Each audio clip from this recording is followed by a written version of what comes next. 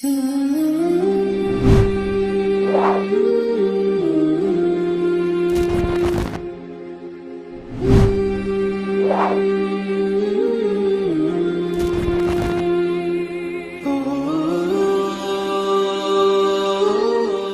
اللہ الرحمن الرحیم۔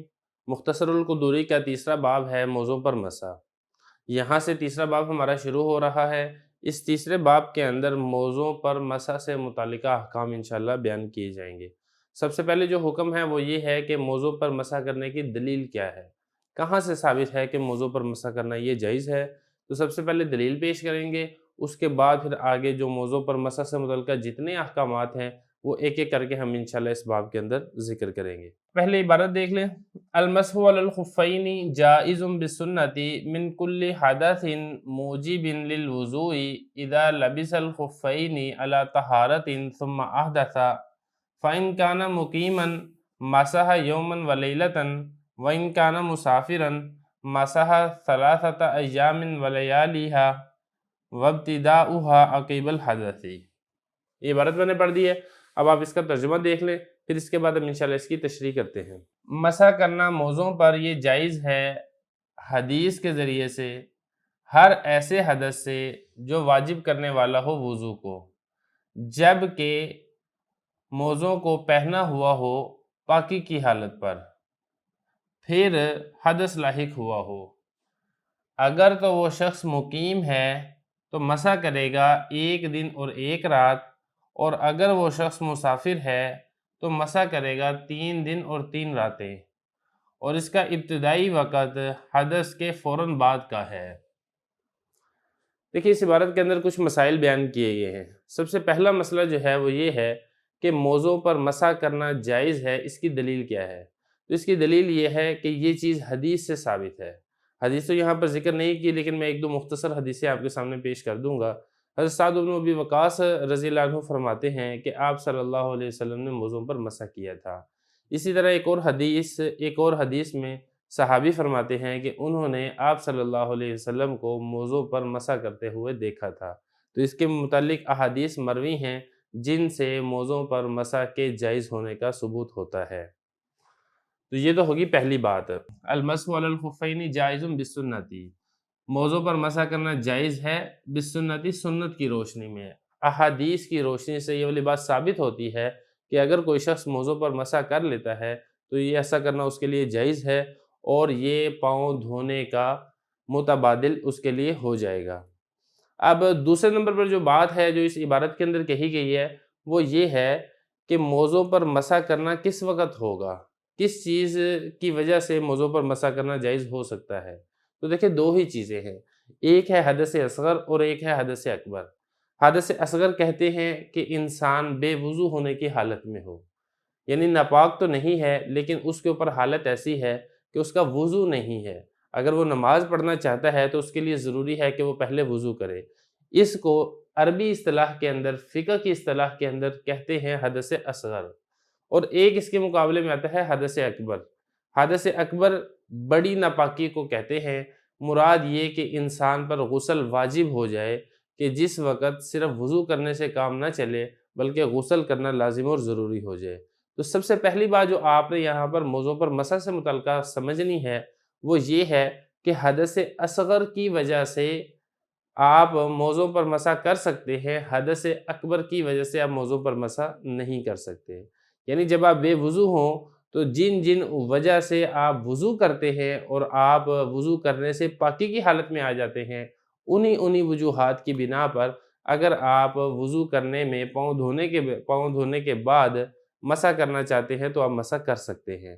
لیکن اگر آپ پر غسل فرض ہے، غسل لازم ہے، غسل ضروری ہے، تو پھر آپ کا موضوع پر مسح سے کام نہیں چلے گا، بلکہ آپ کو اس کے لیے باقاعدہ پاؤں کو دھونا پڑے گا، غسل کرنا پڑے گا۔ تو یہی بات بیان فرمائی، من کل حدث موجب للوضوء، ہر اس حدث سے، حدث سے مراد سے حدث اصغر، چھوٹی ناپاکی، مراد بے وضو ہونے کی حالت، ہر ایسے حدث سے آپ موضوع پر مسح کر سکتے ہیں موجب للوضوء، جو ایسا حدث وضو کو واجب کرنے والا ہو۔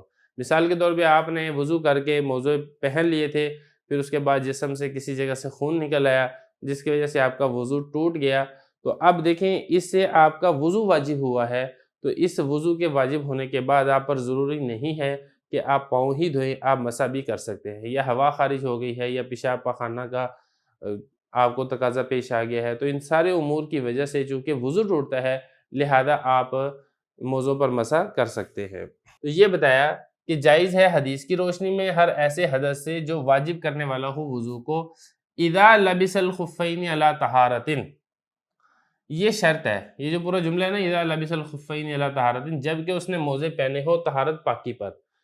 اگر موزے پاکی پر پہنے ہیں تو پھر آپ موزوں پر مسح کر سکتے ہیں۔ دیکھیں دو چیزیں ہیں، پہلی بات انہوں نے پیچھے یہ کہی کہ آپ ہر اس ناپاکی کی وجہ سے آپ مسح کر سکتے ہیں جو ناپاکی وضو کو واجب کرنے والی ہو، لیکن اس چیز کا آپ نے خیال رکھنا ہے، ایسا نہیں ہے کہ ناپاکی لاحق ہو گئی ہے اور ناپاکی لاحق ہونے کے بعد آپ پاؤں نہ دھوئیں اور آپ اس کے بدلے میں موزوں پر مسح کر لیں، ایسا نہیں ہے۔ شرط کیا ہے؟ شرط انہوں نے بعد میں ذکر کی ہے، اذا لبس الخفین علی طہارۃ، شرط یہ ہے کہ آپ نے موزے پاکی کی حالت میں پہنے ہو۔ اب پاکی کی حالت کیا ہے؟ یا تو آپ نے مکمل وضو کیا ہو پھر آپ نے موزے پہنے ہوں، یا پھر کم از کم درجہ یہ ہے کہ آپ نے پاؤں دھونے کے بعد موزے پہنے ہیں، اس کے بعد پھر باقی وضو کیا ہے، پھر اس کے بعد اگر آپ کا وضو ٹوٹ جاتا ہے تو آپ کو نئے سرے سے موزے اتار کر پاؤں دھونے کی ضرورت نہیں ہے، بلکہ آپ موزوں کے اوپر مسح کر سکتے ہیں، اور موزوں پر یہ مسح کرنا پاؤں دھونے کے قائم مقام ہو جائے گا۔ تو یہ تو ہو گیا اذا لبس الخفین علی طہارۃ۔ تو اصل میں عبارت ایسے ہے، جب اس نے موزوں کو طہارت پر پہنا ہو تو پھر اس کے لیے موزوں پر مسح کرنا جائز ہے، شرط بعد میں ہے، جزا پہلے ہے۔ ثم احدث، پھر اس کو حدث لاحق ہو گیا، جب اس نے یہ یہاں تک نہیں بلکہ یہاں تک ہے، جب اس نے موزوں کو پہنا ہو پاکی کی حالت میں پھر اس کو حدث لاحق ہو گیا ہو، حدث لاحق ہو گیا ہو مطلب یہ کہ اس کا وضو ٹوٹ گیا ہو۔ آگے چلے، فَإِنْ كَانَ مُقِيمًا مَسَحَ يَوْمًا وَلَيْلَةً وَإِنْ كَانَ مُسَافِرًا مَسَحَ ثَلَاثَةَ أَيَّامٍ وَلَيَالِيهَا۔ یہ یہاں سے تیسرا مسئلہ بیان کیا جا رہا ہے۔ تیسرا مسئلہ کیا ہے؟ اس میں دیکھیں دو چیزیں ہیں، ایک ہے مقیم اور ایک ہے مسافر۔ پہلے آپ یہ سمجھ لیں کہ مقیم کس کو کہتے ہیں۔ مقیم کو سمجھنے کے لیے آپ کو مسافر کو سمجھنا پڑے گا۔ مسافر اس کو کہتے ہیں جو سفر شرعی کے ارادے سے اپنے علاقے سے نکل گیا ہو، اپنے گھر سے نکلا ہے، اپنے شہر سے نکلا ہے سفر شرعی کے ارادے سے۔ سفر شرعی تقریباً 78 کلومیٹر ہوتا ہے، تو یہ مسافر ہے اور شرعی طور پر اس کے اوپر مسافر کے احکامات لاگو ہوں گے۔ ہر وہ شخص جو مسافر نہ ہو وہ مقیم ہے، چاہے اس کا سفر شرعی سے کم ہو تب بھی وہ مقیم کے حکم میں ہے، چاہے وہ اپنے علاقے کے اندر موجود ہو تب بھی وہ مقیم کے حکم میں ہے۔ تو یہ ہم نے دو چیزیں پڑھ لی، ایک ہم نے سمجھ لیا مقیم کس کو کہتے ہیں، دوسرا ہم نے سمجھ لیا مسافر کس کو کہتے ہیں۔ اب آگے دیکھیں ان دونوں کے لیے مسح کے اعتبار سے تھوڑا سا فرق ہے۔ مقیم کو جو مسح کرنے کی اجازت ہے اس کی جو مسح کی ڈیوریشن اور مدت ہے وہ 1 دن اور 1 رات ہے، مطلب 24 گھنٹے اس کا موزوں پر مسح کہ اس کے لیے گنجائش ہے، 24 گھنٹوں تک وہ موزوں پر مسح کر کے کام چلا سکتا ہے۔ جبکہ اس کے برعکس مسافر کے لیے شریعت نے زیادہ چھوٹ دی ہے اور یہ مدت ہے ثلاثۃ ایام ولیالیہا، کہ اس کے پاس ٹوٹل 3 دن اور 3 راتوں تک موزوں پر مسح کرنے کا اختیار ہے۔ مثال کے طور پر کہ جب اس کا وضو ٹوٹا ہے تو اس کے بعد پھر وہ 72 گھنٹے تک موزوں پر مسح کر کے کام چلا سکتا ہے، اس کے لیے ضروری نہیں ہے کہ وہ موزوں کو اتار کر پاؤں کو دھوئے۔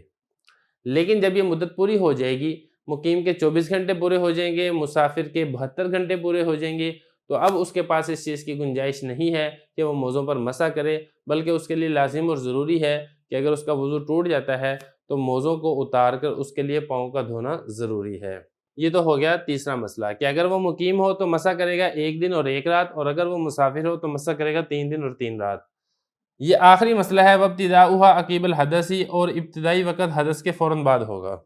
یہاں سے یہ بتایا ہے کہ جو مقیم کے لیے 24 گھنٹے ہیں اور مسافر کے لیے 72 گھنٹے ہیں، اس کا آغاز کس وقت ہوگا؟ آیا اس کا آغاز اس وقت ہوگا جس وقت اس نے موزے پہنے ہیں، اس وقت سے 24 گھنٹے شمار ہوں گے، یا کہ اس وقت سے جس وقت اس کا وضو ٹوٹا ہے؟ تو یہ بتا دیا وابتداؤها عقیب الحدث، اس وقت جو 24 گھنٹے کا وقت ہے یا 72 گھنٹے کا وقت ہے، اس کا آغاز حدث کے لاحق ہونے کے فوراً بعد کا ہے۔